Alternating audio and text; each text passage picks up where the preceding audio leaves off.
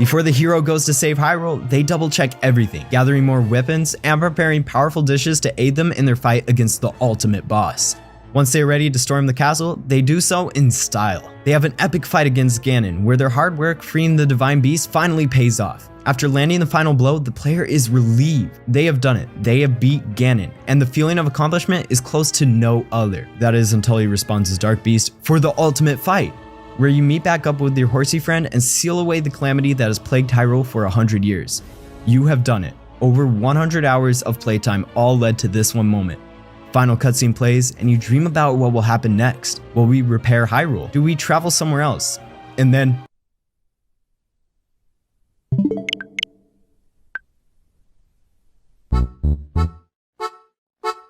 after the immense shock that fills this player after they realize that beating Ganon does nothing, they might just quit the game. But for most people, they feel like there has to be more. And oh, there is so much more. They start to do side quests, improve their combat, and complete more shrines. At this point, the guard realizes that stamina is also useful, so they start trading hearts.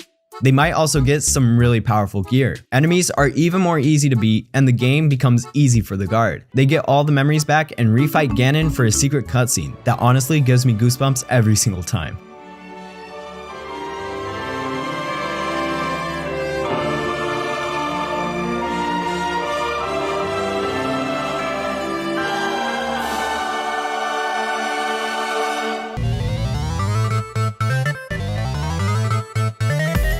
The guard has well over 200 hours and has mastered almost every aspect of the game.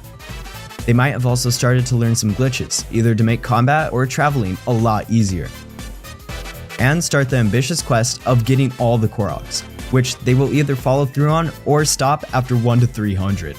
By now they have some of their armor on max level and rarely take damage, but they want more, so they start to hunt for more powerful weapons and resources.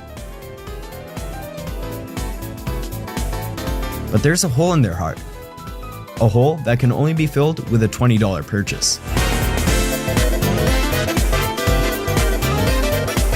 After getting the DLC, the player is ecstatic to have 2 new quests and a new mode to play. The Trial of the Sword, Champion's Ballad, and Master Mode, all of which are amazing additions to the game.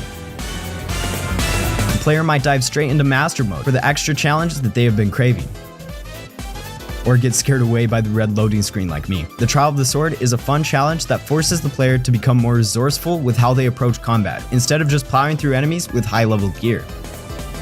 The Champion's Ballad adds a new main quest storyline that fits with the base game almost seamlessly, and with a bittersweet reward, a sick motorcycle that most players will ditch their horses for. The DLC is so good that it feels like a must-have, and after a bit, it's indistinguishable from the normal game.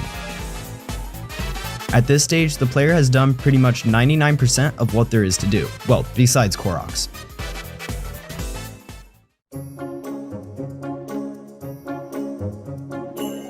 At stage 10, the Sage has mastered pretty much everything there is to master. They have immense knowledge and skill and can beat Lionels effortlessly. They have played through the game multiple times and have completed almost everything that there is to do. The only thing now is to wait for Tears of the Kingdom. They might move on to other games, but they will always remember the amazing experience that was Breath of the Wild.